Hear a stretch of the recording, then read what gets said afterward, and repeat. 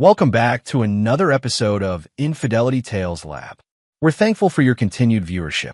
Before we begin, tell us, where in the world are you watching from? We love knowing our global reach. Now, let's dive into today's story. Chapter 1, The Accountant's Mask. Frank Morrison adjusted his reading glasses and stared at the spreadsheet glowing on his laptop screen. Numbers, columns, tax codes, the mundane armor he'd worn for 12 years. To everyone in Riverside Heights, he was just another suburban accountant who drove a sensible Honda and complained about property taxes at neighborhood barbecues. But beneath the polyester shirts and pocket protectors lived a ghost. Langley had called him the Shadow during his 15-year tenure with the CIA's Special Activities Division.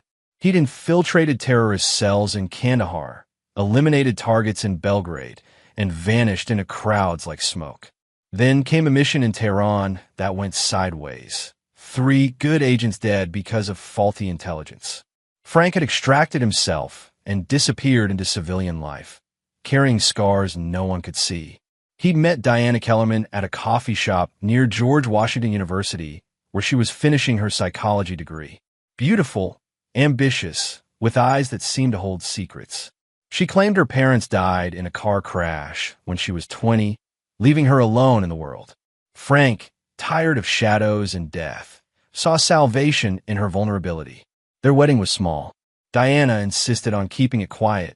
Just close friends, she'd said. Frank didn't question why none of her family attended. Love made him careless, and carelessness was a luxury he couldn't afford. Now, 12 years later, Frank sat in his home office listening to his wife's voice drift up from the kitchen below. She was on another late-night call, speaking in hushed tones. Lately, these calls have become frequent. The timing has to be perfect, Diana's voice carried through the heating vent. The Iranian sleeper cells will make it look like a car bomb. Then we split his $5 million life insurance policy. Frank's hand froze over the keyboard. The coffee mug beside him, decorated with world's best dad from their daughter Chloe, suddenly felt like a lead weight. Iranian sleeper cells. Life insurance. His life insurance. Every instinct honed by years of tradecraft screamed to life. Frank closed his laptop with surgical precision and moved to the window. Diana stood in the kitchen below. Phone pressed her ear, her free hand gesturing animatedly. The woman he'd shared a bed with for over a decade was planning his murder.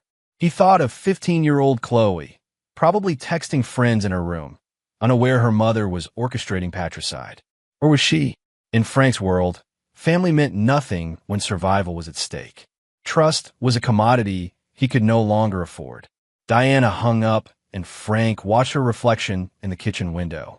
No tears, no guilt, just the satisfied expression of someone who just completed a business transaction. She pulled out a bottle of wine and poured herself a generous glass, toasting her own reflection. Frank backed away from the window and opened his laptop again. But instead of spreadsheets, he accessed a partition hidden behind layers of encryption. Inside were the tools of his former life. Contact lists, safe house locations, weapon caches, and identities he'd maintained for emergencies. The Shadow was awake. Chapter 2, The Investigation. Frank arrived at his office the next morning carrying the same leather briefcase he'd used for years, but inside, beneath the tax forms and calculators, lay a Glock 19 and surveillance equipment worth more than most people's cars. Morrison and Associates Accounting occupied a modest suite above a sandwich shop. The perfect cover for a man who needed to appear ordinary while conducting extraordinary business.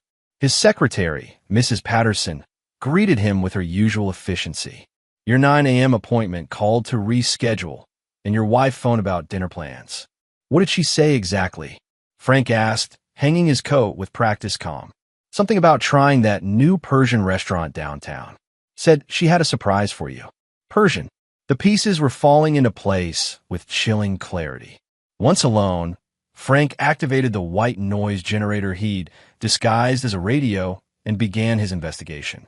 Diana Morrison, birth name Diana Kellerman, had arrived in the United States 18 years ago on a student visa. Her backstory checked out on the surface, but Frank knew how to dig deeper. The car crash that killed her parents? It happened, but the victims were Harold and Margaret Kellerman from Tucson, Arizona. No children listed. Diana had stolen a dead girl's identity. Next, he traced her financial records. The psychology degree was real, but she'd never practiced. Instead, she'd received monthly payments from a consulting firm called Meridian Strategic Solutions. Frank ran the company through his databases. It was a front for the SVR, Russia's Foreign Intelligence Service. His wife was a Russian operative. Frank leaned back in his chair, processing the revelation. For 12 years, he'd been married to the enemy. Diana had played the long game, infiltrating his life, bearing his child, waiting for the perfect moment to eliminate him. But why now? He pulled up classified briefings he still had access to through carefully maintained back channels. 3 months ago, the CIA had begun Operation Nightfall, a deep-cover mission to identify and neutralize a Russian spy network operating on the East Coast. Frank wasn't officially involved, but Langley would want to debrief anyone who'd been married to a Russian asset for over a decade. Diana knew he was a former CIA operative. She had to, which meant everything. Their meeting, their marriage, Chloe's birth had been orchestrated. The question was, how much did their daughter know? Frank's secure phone buzzed. A text from an unknown number. Persian restaurant. Table 12. Come alone. D. He smiled grimly. Diana was accelerating her timeline. Good. Frank preferred his enemy's impatient. At 5 p.m., Frank drove to Shiraz Palace, an upscale Persian restaurant in downtown Richmond. He'd changed into a simple gray suit and carried a newspaper, the picture of suburban normalcy. But beneath his jacket, the Glock waited, and in his ear, a nearly invisible device recorded everything. Diana sat at table 12, wearing a black dress that accentuated her figure. She looked up as he approached, and Frank saw something new in her eyes, predatory anticipation.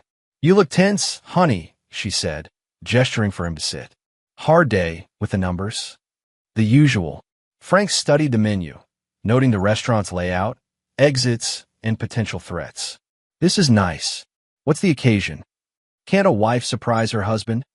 Diana sipped her wine. I've been thinking about us lately. About changes. What kind of changes? Before Diana could answer, a man approached their table. Tall, dark hair, expensive suit, with the posture of someone accustomed to violence. Frank recognized the type, muscle with brains.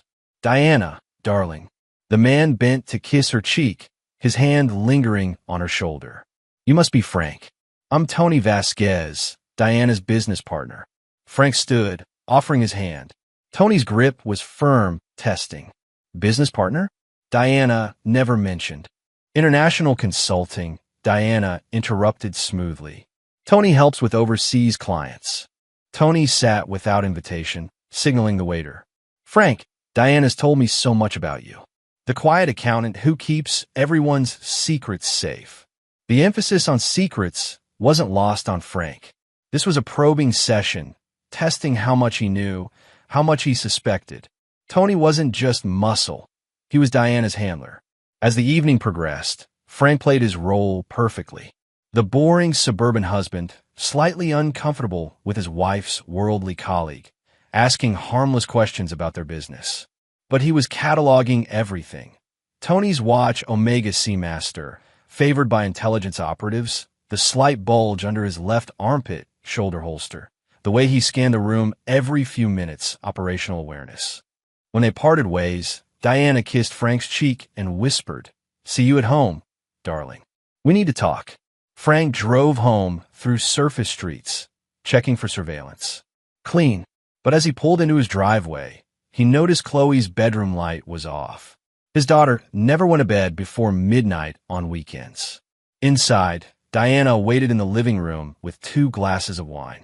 Sit, she said, patting the couch beside her. Let's talk about our future. Frank sat, accepting the wine, but not drinking. What's on your mind? Honesty. Diana's mask slipped slightly. I know you've been investigating me, Frank. Or should I call you Shadow? The game was over. Chapter 3, The Reveal. Frank set down his wine glass with deliberate calm.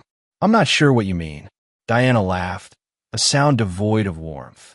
Please, did you really think I wouldn't notice? The extra time at the office, the the questions about my past, the way you've been watching me. She stood, moving to the mantel where their wedding photos sat. 15 years with the CIA's Special Activities Division. 17 confirmed kills. The Tehran incident that made you disappear. Where's Chloe? Frank's voice carried a dangerous edge. Safe. For now. Diana turned, and Frank saw the woman he'd really married. Cold, calculating, lethal. She's with friends. This conversation is just between us. And Tony, my handler, yes. SVR has been planning this operation for 20 years. Find a burned American intelligence asset. Place an operative close to him. Create a life that makes him soft and complacent. Diana poured herself more wine. You were the perfect target, Frank. Traumatized, isolated, desperate for connection. Frank remained seated, hands folded. And our daughter? A happy accident that made the cover more convincing. Diana's casual dismissal of Chloe hit Frank like a physical blow. Though she's proven useful in other ways. Explain. Chloe isn't with friends, Frank. She's been recruited. 15 years old and already showing remarkable aptitude for the family business. Diana smiled. She's been reporting on you for 2 years. Every conversation, every habit, every weakness. The betrayal cut deeper than anything Frank had experienced in war. His own daughter trained to spy on him, to help orchestrate his murder. But he kept his expression neutral, a skill that had kept him alive in hostile territory. The insurance policy? He asked. $5 million, split between your grieving widow and her business partner. But that's just the bonus. The real prize is Operation Nightfall. Your former colleagues think they're hunting Russian assets, but they're walking into a trap. Every agent they've assigned to the operation is already compromised. Frank processed this information. Diana wasn't just eliminating him. She was delivering a devastating blow to American intelligence operations. Dozens of agents would die. The Iranian sleeper cells you mentioned? A lovely touch, don't you think? Your death will be blamed on foreign terrorists, deflecting suspicion from the real perpetrators.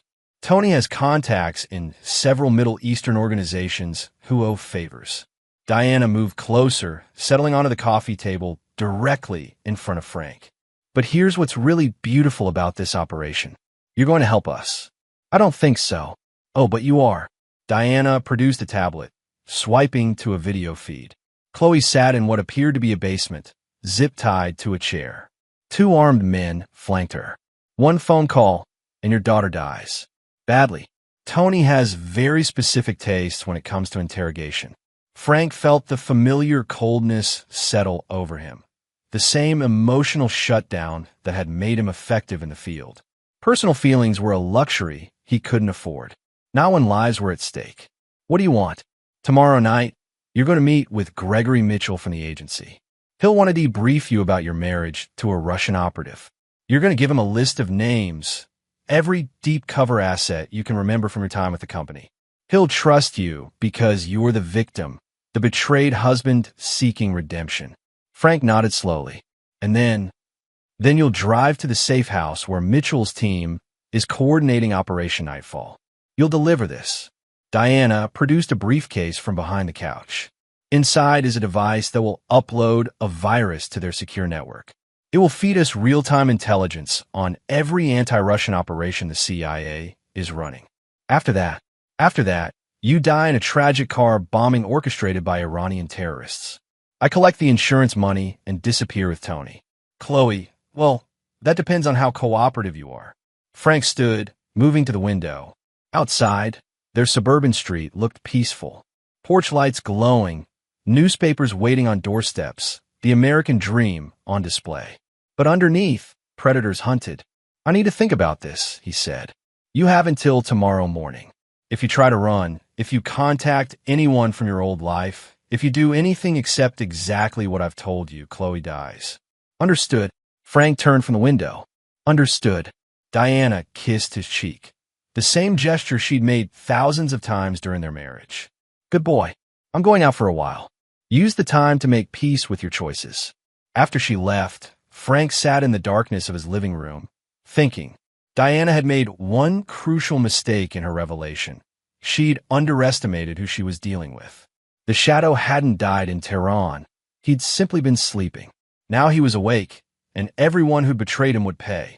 Chapter 4. The Countergame. Frank waited 2 hours after Diana left before moving. He went to his study and removed several books from the shelf, revealing a hidden panel. Inside were items from his former life, fake IDs, encrypted phones, cash, and most importantly, a secure communication device that would let him contact his former handler without going through official channels.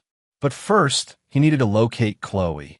Frank had installed tracking devices in all the family vehicles years ago, a precaution from his paranoid past that now proved invaluable. Chloe's phone showed her last location as the Miller house 3 blocks away, where she often studied with her friend Amy. But the tracker in Diana's BMW showed a very different story. The car had traveled to an industrial area near the James River, perfect for the kind of off-the-books facility where someone might hold a hostage. Frank memorized the location, then activated his secure communicator. Blackbird came the voice after several encryption protocols engaged. This is Shadow. I need an immediate callback on the Tehran protocols. A pause. Shadow's been dark for 12 years. Authentication required. Frank provided a series of codes that proved his identity. Within minutes, Gregory Mitchell, his former CIA handler, was on the line. Jesus Christ, Frank. We heard rumors you were dead. Not yet, but there's a problem. Major problem.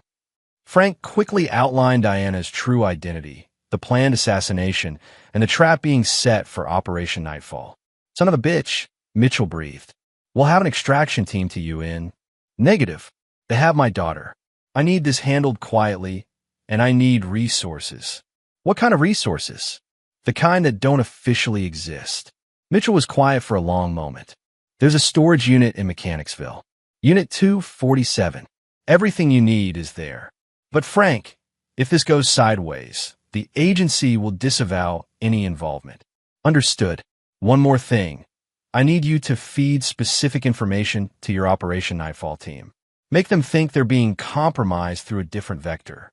I need Diana to believe her plan is working. After disconnecting, Frank drove to the storage unit. Inside, wrapped in plastic and oilcloth, waited the tools of his former trade. Weapons, surveillance equipment, explosives, and most importantly, items that could make this look like anything other than CIA involvement. He spent the next 3 hours in reconnaissance. The building where Chloe was being held was a defunct textile warehouse surrounded by empty lots. 3 guards outside. Thermal imaging showed at least 2 more inside. Professional setup, but not impregnable. Frank positioned micro cameras around the perimeter and returned home before dawn. Diana's car was in the driveway, and lights showed under her bedroom door. She was probably reporting to Moscow, updating them on the operation's progress. At 7 a.m., she emerged from the bedroom, dressed for work. Sleep well? She asked with mock concern. Fine. I've made my decision. And I'll do what you want. But I want to see Chloe first. Proof of life. Diana nodded, producing her phone. The video showed Chloe in the same chair, but now she looked directly at the camera. Dad, I'm scared. Please just do what they want. But Frank heard something else in his daughter's voice, a subtle emphasis on certain words. Chloe was using a code he'd taught her years ago during what she thought were silly games. She was telling him she understood the situation and was ready to act when the time came. His daughter might have been reporting on him, but she hadn't been fully turned. There was still hope. The meet with Mitchell is set for 8 p.m., Frank said. Pier 7 at the marina. Good. And remember, one wrong move, one attempt to signal for help, and Chloe dies. After Diana left for her supposed job at a non-existent consulting firm, Frank began his preparation. This wouldn't just be a rescue mission. It would be the complete destruction of everyone who'd betrayed him. He started with Tony Vasquez. Chapter 5. The Hunt Begins. Frank had learned patience in the mountains of Afghanistan, but today it served him well in suburban Richmond. Tony Vasquez lived in a luxury apartment complex downtown, the kind of place that catered to young professionals with expensive tastes and flexible morals. Through careful surveillance, Frank mapped Tony's routine. The man was good, varied his routes, checked for tails, maintained operational security. But he had two weaknesses: an addiction to high-stakes poker games and a taste for expensive escorts. Every Tuesday, Tony visited a private game run by a man named Dmitry Volkov out of a penthouse in the financial district. Frank had encountered Volkov during his CIA years, a Russian national who laundered money for various intelligence services while maintaining the facade of a legitimate businessman. This Tuesday will be different. Frank positioned himself in the building's parking garage at 10 p.m., watching Tony's silver Porsche arrive. The Russian operative looked confident, carrying a briefcase full of what was probably agency money meant to fund their operation. Frank waited until Tony was in the elevator before making his move. He disabled the security cameras 20 minutes earlier using techniques learned at Langley, and the building's concierge was currently unconscious in a supply closet.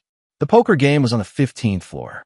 Frank took the stairs, arriving at the service entrance as Tony was settling in for what he thought would be a profitable evening. Through the kitchen service window, Frank could see 5 men around a green felt table: Tony, Volkov, and 3 others he didn't recognize. All armed, all dangerous, all focused on their cards and the substantial pile of cash in the center of the table. Frank had brought gifts for the occasion. The first flashbang grenade went off in the living room, followed immediately by 2 more in the kitchen and bedroom. In the chaos that followed, men shouting, furniture overturning, weapons being drawn blindly, Frank moved through the apartment like smoke. Tony was his primary target, but Frank couldn't leave witnesses. The other players learned too late that their Tuesday poker game had become their last game. When the smoke cleared, Frank stood over Tony's bleeding form. The Russian operative had taken a non-fatal shot to the shoulder and leg, careful placement that would keep him conscious and talking. "Where is my daughter?" Frank asked in fluent Russian, pressing the barrel of his Glock against Tony's kneecap. "Go to hell," Tony gasped. Frank pulled the trigger. Tony's scream echoed through the penthouse. "I have all night," Frank said conversationally. "And I learned interrogation techniques from people who made the KGB look like Sunday school teachers." "Where's Chloe?" It took 40 minutes, but Tony eventually gave up the location, confirming what Frank already knew, plus something more valuable: the full scope of the operation. Diana wasn't just eliminating Frank and compromising Operation Nightfall. She was the advanced scout for a larger SVR operation called Red Winter, designed to eliminate every burned Russian asset living in America while simultaneously destroying the CIA's counterintelligence capabilities. Frank was the proof of concept. If they could successfully eliminate a former CIA operative while compromising an active operation, they would roll out the strategy nationwide. Dozens of former Russian assets who defected would die, along with hundreds of American intelligence officers. Before leaving, Frank placed a small device in Tony's pocket, a tracker that would also serve another purpose when the time came. By midnight, he was positioned outside the warehouse where Chloe was being held. The thermal imaging showed the guards had relaxed their vigilance, probably assuming their boss was enjoying his poker game. Frank's assault began at 12:47 a.m. Chapter 6: Blood and Shadows. The warehouse erupted in controlled violence as Frank moved through it like a force of nature. 15 years of retirement hadn't dulled his skills, they'd refined them. Where younger operatives relied on speed and aggression, Frank used precision and patience. The first guard died without knowing Frank was there, a knife between his ribs, finding his heart. The second managed to turn before Frank's hands broke his neck. By the time the third guard realized something was wrong, Frank was already inside the building. 2 more guards waited in the main floor, but they were watching the wrong directions. Frank had entered through the loading dock, using shadows and industrial equipment as cover. The first went down to a silenced pistol shot, the second to a garrote that Frank had carried since his agency days. Chloe was being held in a basement office, and Frank could hear voices as he approached. His daughter was talking to someone, not pleading or crying, but carrying on what sounded like a normal conversation. Through a crack in the door, Frank saw something that made his blood freeze. Chloe sat unrestrained in a chair across from a man Frank didn't recognize.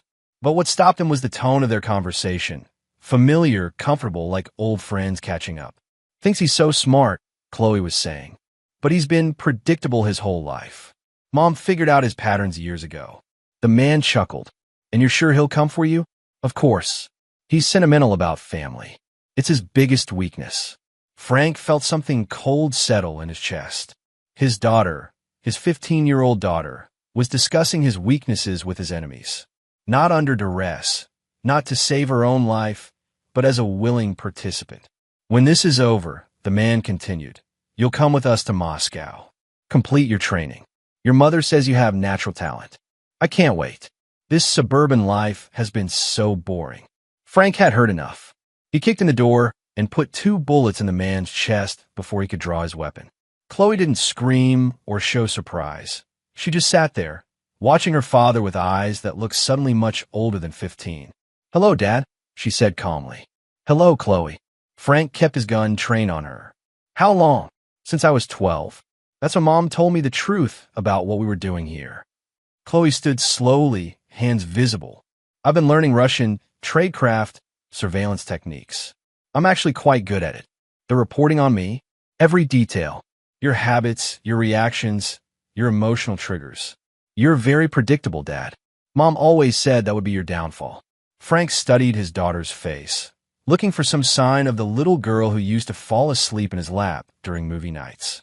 But that child was gone, replaced by something foreign and dangerous. The code you used in the video, he said. Chloe smiled. What code? I was just telling you to do what they wanted. Which, apparently, you haven't done. Frank's phone buzzed. A text from Diana. Tick-tock, honey. Mitchell is waiting at the pier. He looked at his daughter, this stranger wearing his child's face, and made a decision that would have destroyed the man he used to be. You're coming with me, he said. I don't think so. Chloe produced a small pistol from behind the chair. Mom taught me to always have a backup plan. The training was evident, proper grip, steady aim, finger on the trigger. But she made one mistake. She was standing too close. Frank moved faster than she could react, disarming her and securing her hands behind her back with zip ties. Chloe finally showed emotion, rage at being outmaneuvered. You can't stop this, she spat. Even if you kill Mom and Tony, there are others. Red Winter is already in motion. We'll see about that. Frank marched his daughter out of the warehouse, leaving behind 5 dead bodies and a burning building. He had one more stop to make before his meeting with Mitchell. Chapter 7. The Pier. Gregory Mitchell stood at the end of Pier 7, watching boats bob in the dark water of the James River. At 53, he looked every day of his age, gray hair, lined face, the weary bearing of a man who'd spent 30 years fighting shadows. He'd been Frank's handler during the worst years, the ones that ended in Tehran with 3 good agents dead and Frank Morrison disappearing into suburban anonymity. Now Frank was back, and Mitchell wasn't sure if that was good news or catastrophic. The sound of footsteps on wooden planks announced Frank's arrival. Mitchell turned, expecting to see his former agent alone. Instead, Frank approached with a teenage girl whose hands were zip-tied behind her back. Jesus, Frank, please tell me you didn't. My daughter, Frank said simply. 15 years old and already a fully trained SVR operative. They recruited her when she was 12. Mitchell stared at the girl. She looked like any suburban teenager, blonde hair, designer jeans, the kind of kid you'd see at a shopping mall. But her eyes held a coldness that Mitchell recognized from interrogation rooms in places that didn't officially exist. Where's Diana? Mitchell asked, still playing her role. She thinks I'm here to betray Operation Nightfall. Frank handed Mitchell a briefcase. This contains the virus they wanted me to plant in your network. I modified it slightly. Mitchell opened the case, revealing a sophisticated electronic device. Modified how? Instead of giving them access to your systems, it will feed them false information while tracking their entire network. Every SVR operative involved in Red Winter will be exposed. Red Winter? Frank quickly outlined what he'd learned from Tony and Chloe. By the time he finished, Mitchell's face had gone pale. Hundreds of assets, Mitchell whispered. They could roll up our entire Eastern European network. Not if we stop them tonight. Frank checked his watch. Diana expects me back in 2 hours. I need you to stage my death. Come again. Car bomb. Iranian terrorists. Make it convincing. Diana needs to believe she's won, so she'll make contact with her handlers. When she does, we follow the trail all the way to Moscow, if necessary. Mitchell looked at the teenage girl. What about her? Chloe is going to help us, Frank said. When his daughter started to protest, he continued, because the alternative is a federal prison for treason. She's 15, so she might get out when she's 40. Chloe's composure finally cracked. You wouldn't. Try me. Frank's voice carried the coldness that had once terrified enemies in a dozen countries. You helped plan my murder. You betrayed your own country. I don't care if you're my daughter. You're an enemy combatant now. Mitchell intervened. Frank, she's just a kid. She's a trained operative who's been gathering intelligence on American targets for 3 years. Frank turned back to Chloe. Here's the deal. You help us roll up Red Winter, and maybe, there's a path back to a normal life. You refuse, and you spend the rest of your youth in a federal facility. Chloe looked between her father and Mitchell, calculating odds. Finally, she nodded. Good. Here's what's going to happen. Chapter 8, The Trap. Diana Morrison sat in her BMW outside the Richmond Marina, watching emergency vehicles respond to the spectacular car explosion that had occurred 20 minutes earlier. The fireball had been visible from 2 miles away, exactly the kind of dramatic statement that Iranian terrorists favored. Her phone rang. Tony's number. It's done, came Tony's voice, slightly distorted by what sounded like pain medication. Motherfucker put up more of a fight than expected, but he's crispy now. Injuries? Diana asked, noting the strain in Tony's voice. Nothing serious. Had to get creative with the interrogation, but he gave us what we needed before the end. Diana smiled. And the device? Planted in Mitchell's network. We should have full access within the hour. Perfect. Phase 1 of Red Winter was complete. Meet me at the safe house, Diana said. We need to coordinate the next phase. She drove through Richmond's quiet streets, thinking about Moscow's reaction when they learned of the operation's success. The elimination of a former CIA operative, the compromise of an active counterintelligence operation, and the recruitment of valuable assets, all accomplished while maintaining perfect cover. The safe house was a colonial-style home in a middle-class neighborhood, the kind of place that attracted no attention. Diana parked in the attached garage and entered through the kitchen, expecting to find Tony waiting with champagne and congratulations. Instead, she found her husband sitting at the kitchen table, very much alive and pointing a gun at her chest. Hello, darling, Frank said calmly. We need to talk. Diana's hand moved toward her purse, but stopped when she saw Chloe emerge from the living room. Her daughter looked shaken but unharmed. Ow, Diana asked. Tony was very chatty once I explained the situation. Did you know he's allergic to most painkillers? Made the interrogation much more efficient. Diana processed this information quickly. If Frank had taken Tony, then the car explosion, the phone call, all of it was theater. Which meant, Operation Nightfall isn't compromised, she said. On the contrary, it's working exactly as intended. We've been tracking your communications for the past 6 hours. Every SVR operative involved in Red Winter is now known to us. Diana looked at her daughter. Chloe, I'm sorry, Mom. He made me choose. The betrayal cut deep, but Diana was a professional first and a mother second. She'd made similar choices during her own career. Still, it stung. So what now? Diana asked. You turn me over to the FBI? Life in prison for your devoted wife. Actually, I have something else in mind. Frank stood, keeping the gun trained on her. You're going to contact your handlers and tell them Red Winter is proceeding on schedule. Then you're going to help us feed them false information that will lead to the complete destruction of SVR operations on the East Coast. And if I refuse? Frank's expression didn't change. Then you die. Here. Tonight. And your body disappears into the James River. Diana studied her husband's face and saw no mercy there. The mild-mannered accountant was gone, replaced by the predator she'd always known lurked beneath the surface. You're bluffing. You wouldn't kill your own wife. Frank's phone buzzed. He glanced at it and smiled coldly. Tony Vasquez was found dead in his apartment 20 minutes ago. Apparent heart attack brought on by severe trauma. Very sad. Diana felt ice form in her stomach. Frank had executed Tony in cold blood, made it look natural. The man she'd lived with for 12 years was capable of casual murder. "What about Chloe?" she asked. "Chloe is going to help clean up the mess you've made. Her cooperation will determine whether she has a future in this country or spends her adult life in a federal facility." Diana looked at her daughter again. Chloe had chosen survival over loyalty, exactly what Diana herself would have done. Perhaps there was hope for the girl after all. "I'll need guarantees," Diana said. "Immunity, protection, relocation." "You'll get exactly what you've earned," Frank interrupted. "Nothing more." Diana weighed her options. Cooperation might mean life in witness protection. Refusal meant death. The choice was obvious. "What do you need me to do?" Chapter 9. The Shadow's Justice. 6 months later, Frank Morrison sat in a coffee shop in Vienna, Austria, watching snow fall on cobblestone streets. The Vienna Cafe was a hub for intelligence professionals from every major service. The kind of place where enemies bought each other drinks while planning mutual destruction.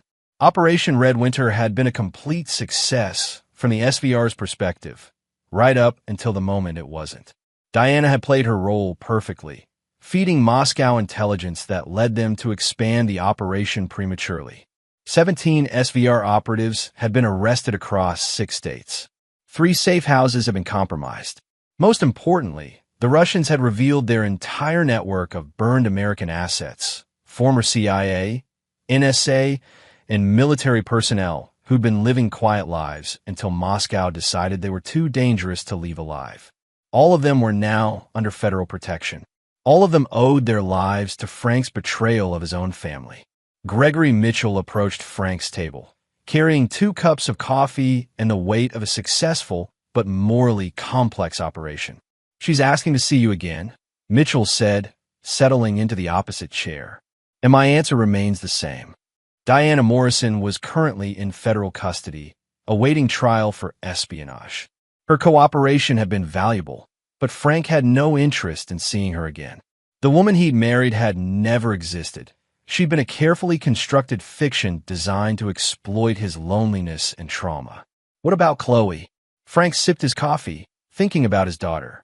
Chloe was also in federal custody, but her age and cooperation had earned her a different fate. Instead of prison, she was being offered a chance at redemption through service. A carefully supervised career with American intelligence, using her training to serve the country she'd betrayed. "She made her choice," Frank said finally. "Actions have consequences." "She was a child, Frank, manipulated by people she trusted. She was 15 when she started reporting on me, old enough to understand the consequences of betrayal." Frank met Mitchell's eyes. "I don't forgive traitors, Greg. Not even my own daughter." Mitchell nodded, understanding. He'd seen Frank make similar decisions during their years together, cutting away anyone who posed a threat, regardless of personal relationships. It was what made Frank effective and what made him dangerous. "The agency wants you back," Mitchell said. "Full reinstatement, desk job, good pension. I'm retired. You saved hundreds of lives. You stopped a major intelligence disaster. That deserves recognition." Frank smiled grimly. "I prevented my own murder and eliminated people who betrayed me. Everything else was just good citizenship." Mitchell left 20 minutes later, carrying Frank's final refusal to return to CIA service. Frank remained at his table, watching the snow and thinking Diana would spend the rest of her life in prison, assuming she lived that long. Intelligence officers who betrayed their services rarely died of old age, even in federal custody. Chloe would serve her country for the next 20 years, if she was lucky. If she wasn't, she'd make a mistake and end up like her mother. Frank suspected it would be the latter. The girl had too much of Diana's calculating coldness to ever be truly trustworthy. Tony Vasquez was dead, killed in what appeared to be a heart attack, but was actually the result of a small device Frank had placed in his pocket. The device had delivered a precisely calibrated electrical shock 12 hours after activation, long enough for Frank to be elsewhere when Tony died. 17 other SVR operatives were either dead or imprisoned. Their networks had been rolled up, their assets exposed, their operations terminated. Frank Morrison, the Shadow, had won completely. As evening fell over Vienna, Frank paid his bill and walked out into the snow. Tomorrow he would fly to Thailand, then to New Zealand, finally settling somewhere warm and anonymous. He had enough money to disappear permanently and enough skills to stay dead. Behind him, he left the wreckage of a marriage built on lies, a daughter trained to betray her own family, and an intelligence operation that had consumed dozens of lives. He felt no guilt about any of it. In Frank's world, there were only two types of people: those who could be trusted and those who deserved exactly what they got. His family had chosen their side. He had chosen his. The shadow walked into the falling snow and disappeared, leaving behind only the memory of what happened to people who betrayed Frank Morrison. The mild-mannered accountant was gone forever. In his place walked a ghost who would never again make the mistake of trusting anyone with his life. Some people deserve forgiveness. His family had not been among them. And there you have it. Another story comes to an end. What did you think? I'd love to hear your thoughts in the comments below. If you enjoy this story, consider joining our community by subscribing. It means the world to us. For more stories like this one, check out the recommended videos on screen. And I'll see you there.